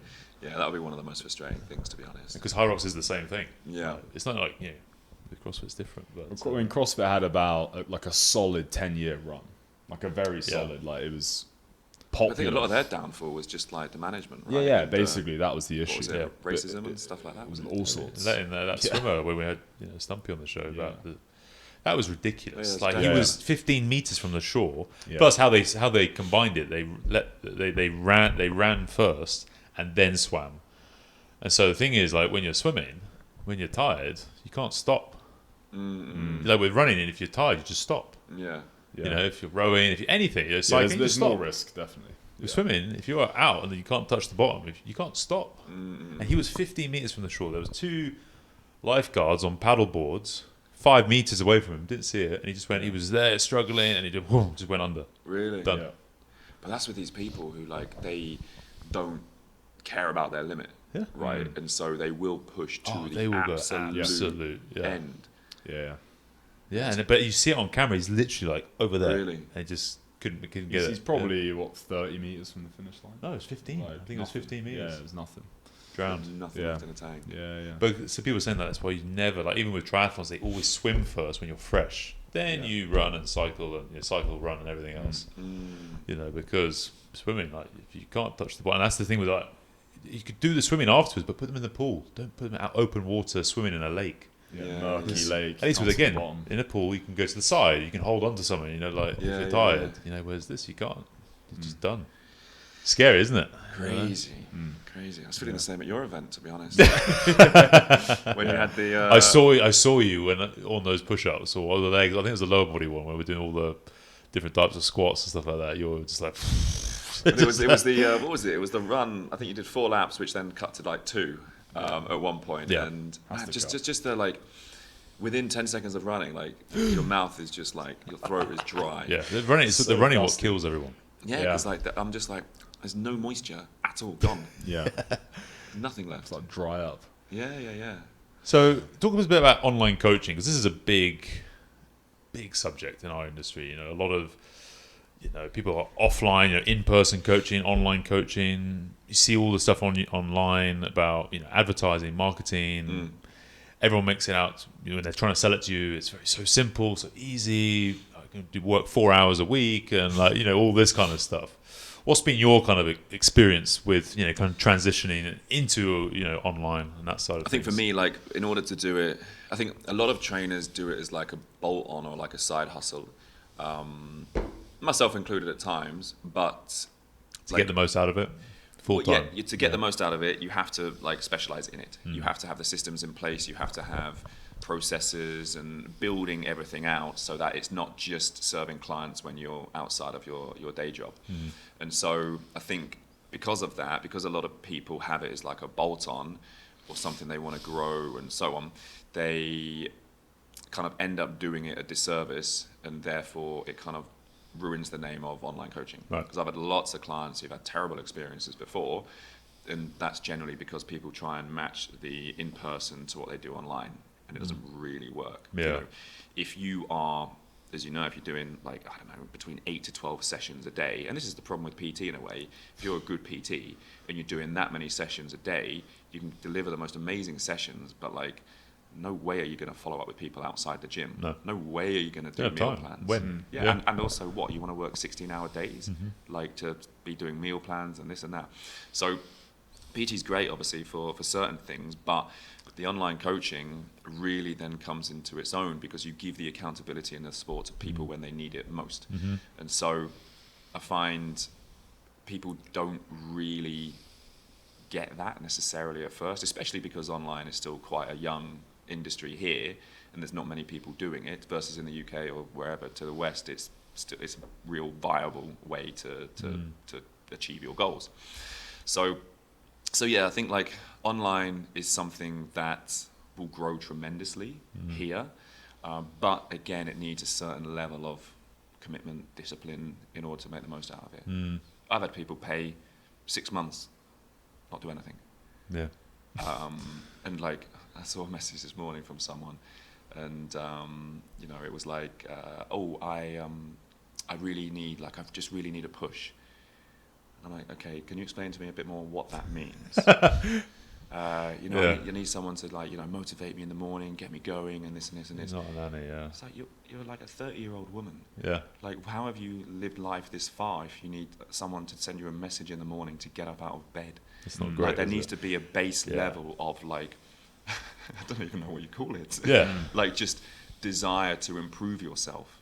And that can be, the smallest step at a time, or it can be something greater. But like, you are the only one. You are 100% responsible for everything that you do. It's got to be intrinsic. Has to be there. And that's, I think, but the biggest thing is, and with coach like training in person is like, a lot of time people think you're going to do it for them, but like it has to come from within all the time. It's the same with anything. Like, you're never going to stick to anything if you don't have a driver or force within you that makes you want to do it, or at least get you to the point where you're disciplined enough to do it. So it's very like interesting here. You can have huge success with people, but they need to be at the point where they're ready to commit, to communicate, intrinsically to share, motivated already, to accept that there is going to be a journey to this. It's not something you're sold on Instagram, 8-week, transformation, and you're going to achieve everything you wanted to achieve in that time. So there's a lot of education involved around what it is. Obviously, having the processes in place to make it as efficient or seamless as possible. and to then be able to help people or know how to help a particular person at a given time, because everyone's different. Everyone's got a different schedule, different lifestyle, different job, commitments, family, all this kind of stuff. So as we said earlier, like, it starts with the individual, and anything where you're trying to do like cookie cutter, copy paste stuff is never going to work. Or just giving calories. Like, I don't give it, like, I give probably like, got like 85 clients, I give about 2 calories. Because like, people don't need that. They need to just make better decisions when it comes to whole foods. When they're at the restaurant. Exactly. Or and they'll see progress. Yeah. But there's an element of, I need a meal plan. I need this, I need that. That's what they've been told before or something by someone, Exactly. And like, you want to upskill someone to make their better decisions, to like enjoy the process, to really embrace it, and ultimately like become a new version of themselves. Because where they are now is why they're stuck. So it's like, they need to challenge that. They need to see that and think, okay, in order to get to where I want to be, I need to literally shift my mindset, change my identity. Much easier said than done, especially if you're surrounded by people who aren't in the same it's space. all about your environment, isn't it? Big time. If you whether it's the people in your environment, literally the physical environment that you're in, work environment, everything, all these different environments, they affect so much about how you make decisions or what you think and your mood and all these different things, So it's like, with some families, you go, some of the younger kids or even people, you go to their homes and there's just like bowls of chocolates there. There's all this. You don't see. There's no healthy food in sight. It's just always sweets there, chocolates, and fried, all the biscuits they have, and like everywhere. And you're like, okay, well, because if you always see it, you're going to probably go for it. Yeah, but then like, equally, there's the opportunity for some of these people, which like, there's been a fair few who've actually inspired change in their circle. As always, most of these things, like, people are going to ask you like, why are you doing this? Why are you doing this again? Why are you trying to lose weight? Just stay overweight with us. And then they ask you how.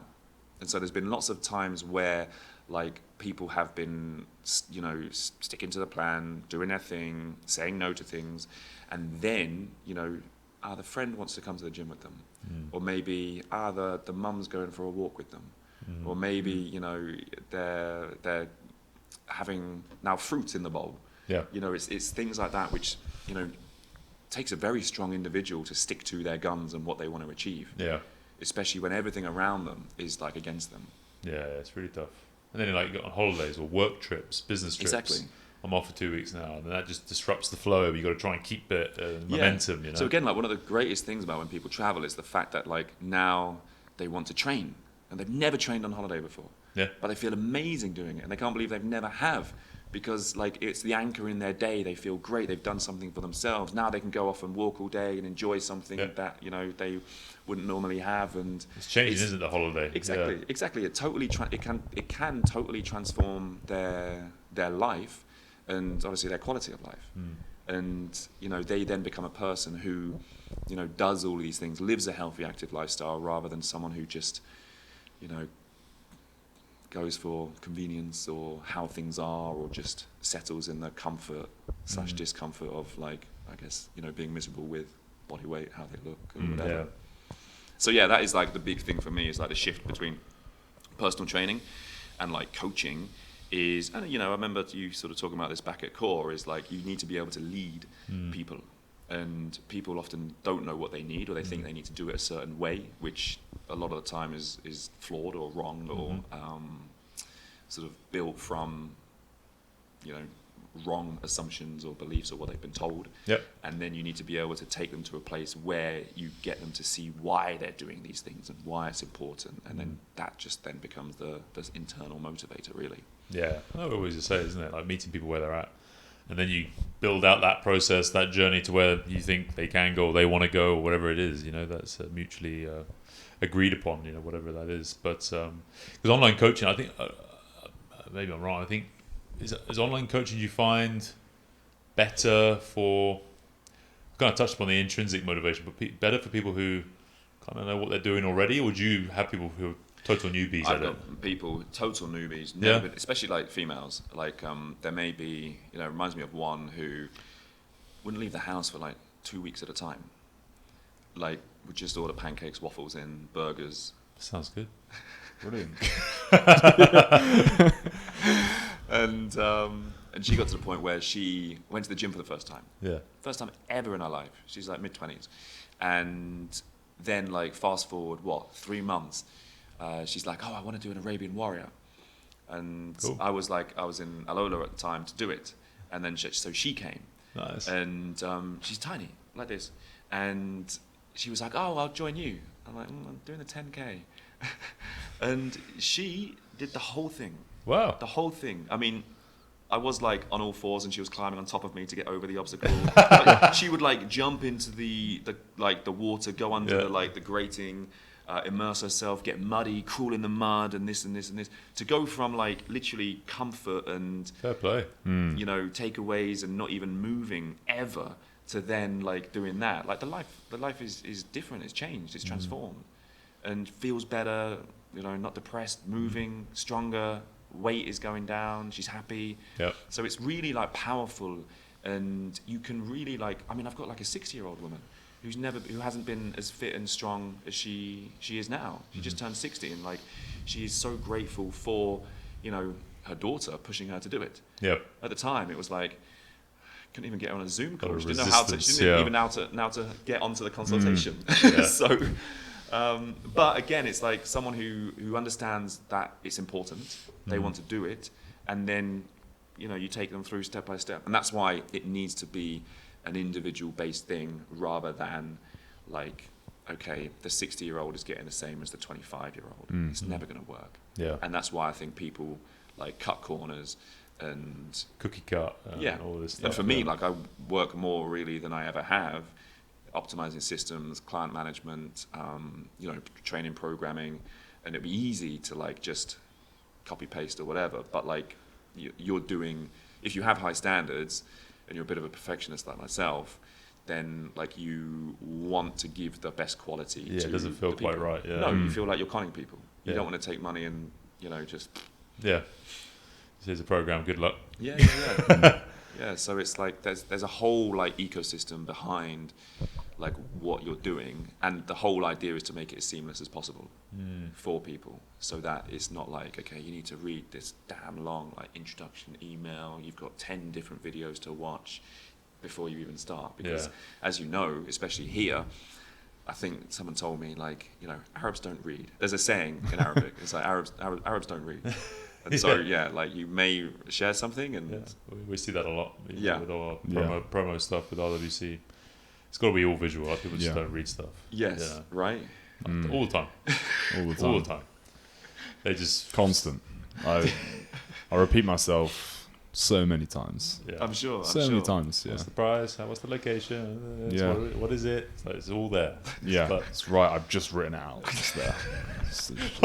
the other day, Literally the other day, the ticket. someone sent us a message. Well, this is one example. It happens all the time. Someone sent us a message.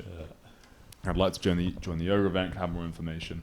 So I sent them the blurb and I sent them the ticket, and they just replied, "How can I book a ticket?" So I just say, like, here, and they go, "What's the price?" And I go, "It's here already. I told you." Like, just keep going. Just link, press that. So we do it, but it's okay. You do, yeah. Well, exactly. I'm fine. I'm not frustrated at all. At all. That's fine. Well, why I'm just do looking now. something once when you can do it 10 times? Exactly. I've got 28 notifications ready to answer. There's more people want to sign up to the yoga event, so it's okay. But then as well, like, you're talking about opportunity. Like, something that I've done is to educate people on how to ask better questions or to how to share better feedback. Yeah. Because, like, I'm not losing weight. Like, I'm sure. How many times have you had that? It's like, okay. Todd has it all the time. I asked myself. All your clients just end up getting fatter, don't they? They all get bigger. No, come on. Yeah. So it's like with something like that, it's okay. So like, there's a standard, probably like 5 questions you're going to ask in relation to that, and it's like, okay, how can you educate the individual to actually go through those thought processes to get to that place? Yeah. Or sharing feedback. I don't like this. I'm still fat. Yeah. I'm still a fat bastard. What can I do? How long has it been? 5 days. Look, yeah, okay. Yeah, look, listen. just give it time. Yeah, and like you know, like Yeah. you know, at core, like there's clients who just will never listen, Yeah, never listen, and like I don't know, like you feel they're like not you ready can to be, change. yeah, Yeah, or they think they know it. And Yeah. these are like Yeah. rich, powerful people, and they know they've got all the answers, or no one's ever told them anything different. And yeah, for you to then explain that carbohydrates, they're not actually that bad. I don't eat any carbohydrates. Yeah, That's what they said. I don't eat carbohydrates. yes. Yeah, I don't. I don't eat carbs. Yeah. Well, actually, unfortunately, rice is carbohydrates. yeah, rice is carbohydrate. No way. And then they're just like eating a biscuit or like Yeah. all this stuff. The classic one Yeah. is like I cut sugar. Yeah. Cut sugar. Absolute classic. It's like, did you know? Yeah, no, You can't look through the food journal. This is literally 100% sugar. Yeah, it's all sugar. And the amount that then they lie so much about what they eat. Yes. Pathological lies. So one of my clients now, like, so respect, he's like 83. I love this guy, but he's very unaware of what he puts in his mouth because he's just like, yeah, what do you have for breakfast? I just had 2 dates or 3 dates, coffee, and then I don't eat all day, and then I have dinner. I have some chicken salad. That's He's it. forgotten. And this guy is like, Chicken and salad, I swear, the most popular meal. yeah. In salad, And it's it's chicken the- salad. chicken you know, salad. he's like, yeah, but Adam, this has to go. I'm like, well, if you're eating what you say you're eating, it should go, you know. Yeah. But then you see like around, like there's just then he just eat a Shit. biscuit. I'm talking to him because we have coffee before we start, and he's like, he's eating biscuits, Yeah. and then we're having some, more dates, and then he has some, he's, oh yeah, just go get the chocolate for afterwards. Yeah. He doesn't give a shit. But look, you're 83. Why would you give a shit? Yeah, Like, yeah, it's just yeah. like, but they have this delusion. I think it's sometimes they're like, I'm eating this. I'm I have I'm it with my so father. healthy. My father's the same. Yeah. And like he's like, yeah, I just had some eggs for breakfast. That's it. Yeah, it's all that. Yeah. I haven't eaten all day. And then like mum said, no, you have not. You know, So he's been pissed. eating biscuits and he's been eating Yeah. this whole tub of ice cream and then he's eating, like Because I find it's like the they don't- extras, right? A yeah, lot of the time it's all the the extras. bits. Yeah, And it's like the, I remember like sitting with a client and like we've got the, breakfast there and then, he's like, look, Pete, like I just have my eggs and, this piece of bread. Yeah. Some salad there as well. Great. Yeah. Great. And then like he's still there chatting with his friends and then, pita bread straight into the peanut butter. Yeah. And then like this. And then there's like a drink, like a juice and it knocks Yeah. that back. Oh yeah. And it's like, this is clearly what is happening breakfast, lunch and dinner. Every And- day. Yeah, every day. So like just because it's like your main doesn't mean that nothing else is included. No, starters and desserts don't count. It's No. blind. Can't see it. Just. They don't exist. That's great. That bit. That's brilliant. Fine. Nailed it. Yeah, so it's like it is the educational side of things as well. Awareness. Awareness. Just big total time, awareness. Big time. And so that's how I start with clients is like get them to do a food journal. Like pictures, pictures don't lie. Yeah. Easy done. Takes 5 seconds to do. And sorry, like if you can't do your food That's what I journal, was just saying to with you guys, isn't it? There's oh god, in If court, you can't like, even never. be bothered to take a picture, then you're not ready. Yeah, You and know? like, sorry, but like, if we're doing a food journal for 3 to 4 days and you put one picture in, Yeah. like, I'm not feeding back on anything. Sorry, like you have to like do it, and like the amount of excuses. Yeah. My phone storage is full. That is awful. Storage That is is full, fucking like, awful. I've already eaten the thing before I do it, which is fine. Okay, it's a new habit, and so on. Then Yeah. write it in, like Yeah. just. It's a process. Yeah. But it's what are you willing to do in order to I to get the result? I don't think anyone would do well with like 12-week transformations. Here. I think this is probably the worst market to try at the moment to start trying to do 12 weeks. It must be so hard. No, I think it's a great market to Yeah? get a lot of people in. No Oh, one's get gonna people no in, one's gonna yeah. Get the result. Oh, that's what I was thinking. Like testimonials, like how many? Completion rate is 1%. Yeah. Sorry, I Yeah. worded that totally wrong. Yeah. But yeah, trying to get any results from it. It must be. It's very tricky. Awful. Very tricky here. But it is. I mean, like the society, the family, the way people are brought up. It all kind of causes extra layers of difficulty. Yeah. And so if things have been the way they've always been, I think we'd probably take it for granted how actually doing these menial tasks back home actually contribute. You get it to because it is bloody hot all day, especially now. So you're like, I don't want to be out. I'll just stay up all night. Like I don't want to be outside. Especially if you don't have to work or whatever. But like you see why they have the lifestyle the way they do, especially if you don't have to work. And even if they work, they stay up all night anyway. Yeah. I think, what was it? I was listening to a podcast and it was the Whoop founder. Yeah. And it was what was it? Second, I think the second worst sleep recorded is like Saudi. Yeah, I think in it's Riyadh. Qatar, and then like Saudi. Yeah, it must be. That's why I don't understand. Like the average sleep time, I think, was like 2:30 in the morning or something. He quoted Riyadh. He's like, Riyadh is and just think, like, these are people who are fitness inclined wearing a Whoop. So think of everyone who's not wearing, like. Exactly. Yeah, right? I thought about that. Yeah. These are people. The sample of people that have gone, I'm pretty healthy. One of my clients, old client, he used to wear a Whoop, Apple Watch, or a ring. Nice. And like everything on, and he was terrible. It's all turned off. Yeah. And he was one of like the big investors for like Dunkin' Donuts. Brilliant. Yeah. So where most of his calories went. And he had everything, all the gear, no idea. Yeah. Yes. Excellent. But yes, it is a challenge. I think getting people to experience these things for themselves, I think, is then the key to unlock or overcome those they've got to go through it. They've got to go through it. And that can literally be like, just go for a walk on the Corniche at 6 a.m. Like, and the whole like life that comes with that, or the like enjoyment is huge. Yeah. And so like for them to feel or see the benefit of that, I think is the most powerful thing. But like, you go to the Corniche in the morning, you've got like the running groups. You've got the people running by themselves. Yeah, nice. You've got the people in the like, thobes, niqabs, walking. Haven't slept. You've got the people like hanging out on at a Friday cars, morning, like, smoking, shouting at women in other cars, and this and that exchange. You've got people popping into Dunkin' Donuts and coming out with a big tray of stuff to just sit, and they haven't slept either. Yeah. So it's such a like interesting like spectacle. It is, isn't it? Yeah. And I'm there doing my run, hating it, being like, I'm better than all of you. Yeah. But I see now, like, so we said at the very beginning, like, people who I've known here, Saudis, from 5, 6, 7 years ago now to today, they are so much more advanced. They're like, they train really well, they're strong, they're mobile, got better habits, they're doing really well, in shape. So it's just time, isn't it? It just takes time, being exposed to more professionals or these communities or clubs or whatever it's going to be, to just slowly start changing. Yeah, showing that they're like I think awareness. A lot of the time, like the baseline is so low in terms of, okay, you eat shit food, you don't get much sleep, you don't train, you don't exercise, tons of coffee, and like so your operating baseline is like -5, right? And so that's normal. That's normal for you. Don't get any sun exposure.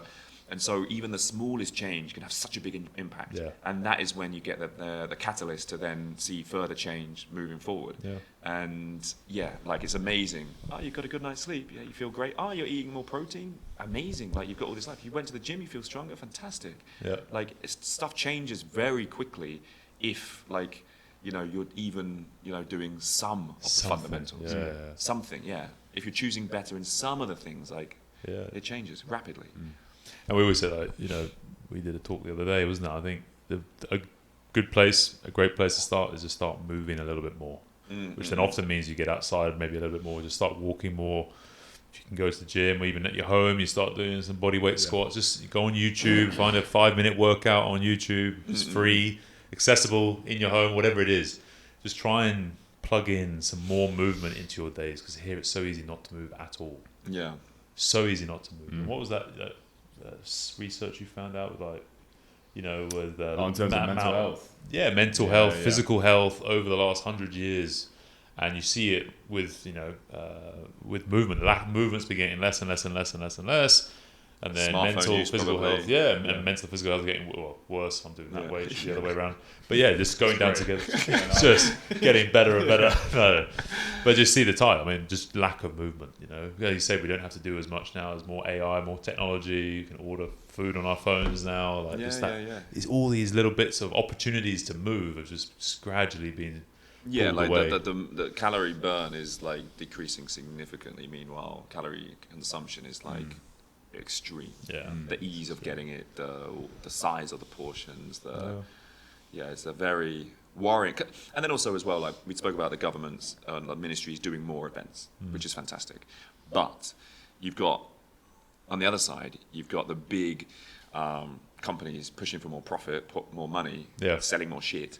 getting people to eat more shit. Yeah. And like the two, it's Fighting very one-sided. each other, And then you've got the bloody like health industry or pharmaceutical industry pushing all these drugs and gastric sleeves and all of that kind of stuff. Yeah, there's a big fight going on. Big fight. So it's kind of optimistic, but I mean, it's choices at the end of the day, isn't it? It's education choices. Let the choices be there, but we could eat as much crap as is all on offer, isn't it? But as you're like, oh, I'm not going to touch that, or you're going to minimize that, or whatever it is, So awareness and education, but it's coming, I think, bit by bit. It's already, I can see a big difference already in 5 years, Well, yeah, like people. Imagine, like it's a huge shift. Huge. It's only 5 years. It's mad. Yeah. Anyway, I'll never say never. You might be running to jiu-jitsu and back again. And away from it. Yeah. Yeah. That's when we know you really lost it. Yeah. Never say never. Never say never. We'll be doing a Team High Rocks. That would be. I'm most excited about Syria, to be honest. Syria lads trip. High Rocks in Syria. Syria High Rocks in 26. Syria. Yeah. Let's Syria go. 26. Let's do it. Let's get Stumpy along and we'll go. Yeah. I bet Stumpy's great on a lads holiday. Oh yeah. He's the one you just pick on all the time, I think. Bullied. Yeah. not with the hair now. Oh, he's like Elvis now, isn't The he? hair maybe. It's shaved. Yeah, but he's going to turn into Elvis. He's going to have like a huge Elvis. That's what I want him to have. Yeah. Like a huge. He's going to be great. Good man. That's how I imagine him, yeah. All right, Pete. So where can people find you? Keep They in can touch find with me you. on Instagram at Pete_Kami. So it's PETE_KAMI. Yeah, perfect. Yeah, definitely. Follow Pete and we'll see what he gets up to. And thank you very much for coming on the show. Thank you. It was enjoyed great. Thank you. And hopefully we'll get you on again in the future at some point. Awesome. Congrats on you guys hitting number, 80 today? 80 today, yeah, the big 80, yeah. One by one, rack Just them up. chipping away. Chipping away. So best of luck. Thanks.